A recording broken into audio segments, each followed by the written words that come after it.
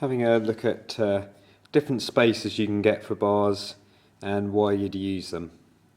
So I've got a few saws lined up here, 2 Echoes, 1 Husky and 1 Stihl, and the bars that have the multi-mounts or more universal mounts. So for the Sugihara ones, the larger bars are the SV mount bars. For GB, the bars are SN, or they start SN. I've only got the low pro bars because they're handy for milling. And then they've got their monster harvester type based bars. Very, very tough, durable bars. And they have the 14mm slot in those. So that's 14mm, that's 12mm, and that's 12mm. So the advantage of having these multi-mount bars is that you can use one bar for several different chainsaws, and it's pretty easy to fit them. They work in exactly the same way as other bars do, but you do need to often use a spacer. And in fact, if you look at this Echo, this is an Echo 8002. Can't really say that nicely, can you? CS 8002. It's a shame, some of the older Stihl names, the sort of 66 and 88 came off the tongue nicely, but 8002 doesn't. It's a bit of an old-fashioned brute of a saw, but sort of none the worse for it. It's got, I don't like the fact that it hasn't got a side tensioner because that makes it awkward to adjust when milling. But I've fitted this with a spacer, and you can see this retaining screw. Actually, for the original spacers I had to grind the top off, but if you do fit one of these spacers to an Echo 8002, just make sure that the head of the screw doesn't sit proud above the actual spacer. There is a recess there, but you might just have to grind the top of that off slightly.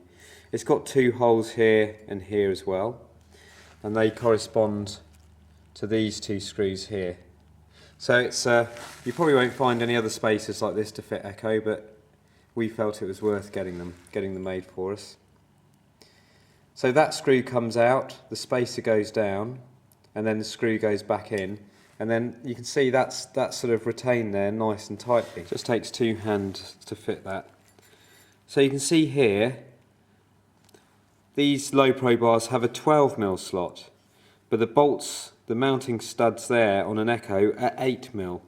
So this spacer takes it up to 12mm, and you can see the tensioner hole fits in there. Ideally, I think on these bars with the Echoes, it pulls the tensioner over. That could be made a little bit larger really for the bars to fit better. But you can see that there's no play really. I mean, you want a tiny little bit of play, but it sits on there really snugly. And then the cover goes on top, same as usual, and that's it, job done. So if you're looking at this Sugihara SV mount bar, and these come in several sizes, you can see the end of the bar looks like a Stihl bar, and it's pretty much identical. The only difference is this tensioner hole is slightly larger to allow for the Husky, because the Husky and the Echo have larger tensioner holes. I think they're 7mm and the Stihl is 6mm, but that's the only difference.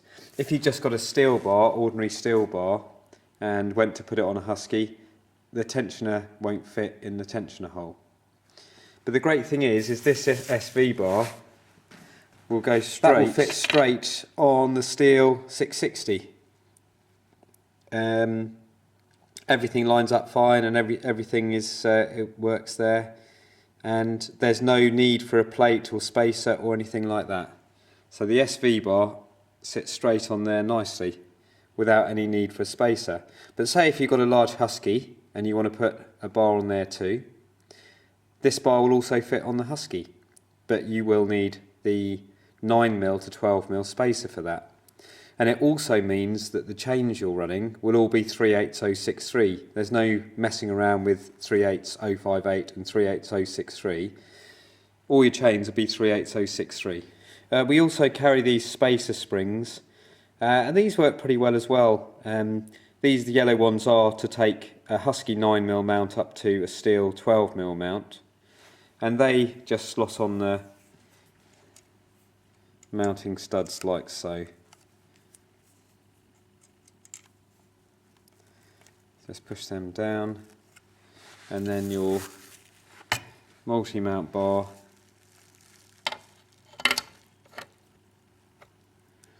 just fits over, and you can see that means the bar fits on there.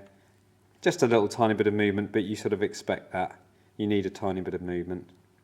We now have two spaces for the large Husky mount, the D009 mount, and this is to take the 9mm studs of the Husky to either 12mm for the SV mount bars or the low pro bars, or we've got another one that takes 9mm to 14mm, and that will then fit these larger GB bars. So to fit these, that screw comes out, which I'll do now.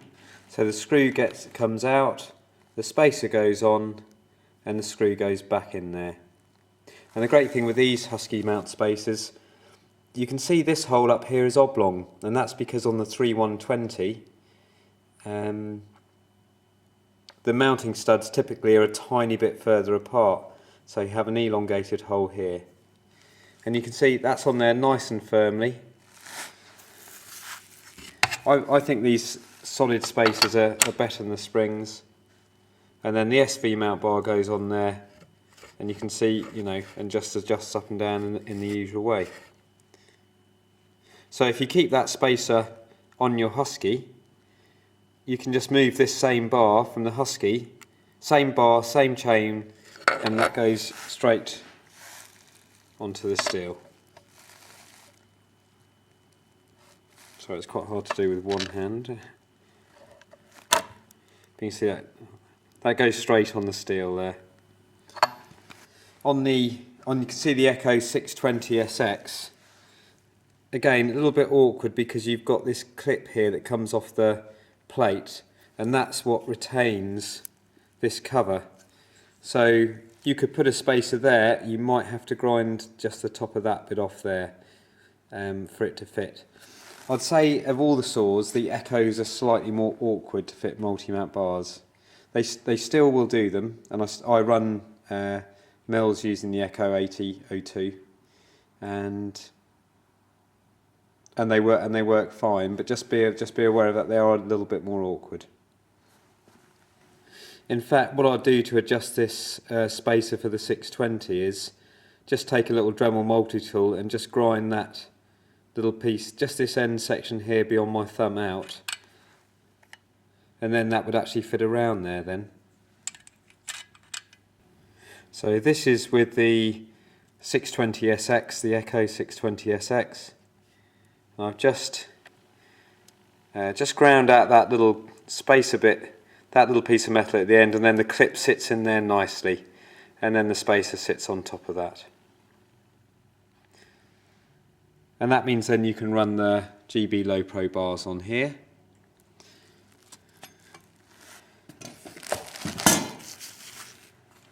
And you can also run the SV bars. So now you can see how these SV bars and Low Pro bars can go on the Echoes. So these bars can go on the Echo, on the Husky, and they fit straight on the Stihl.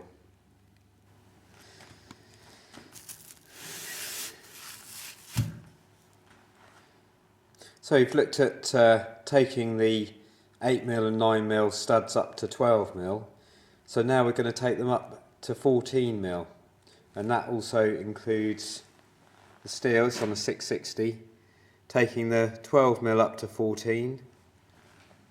There's the spacer that takes the Husky 9mm to 14, and the spacer that takes the Echo 8002 8mm to 14. So this is particularly useful for putting on one of these long GB bars. We also have the SG bars from Sugihara.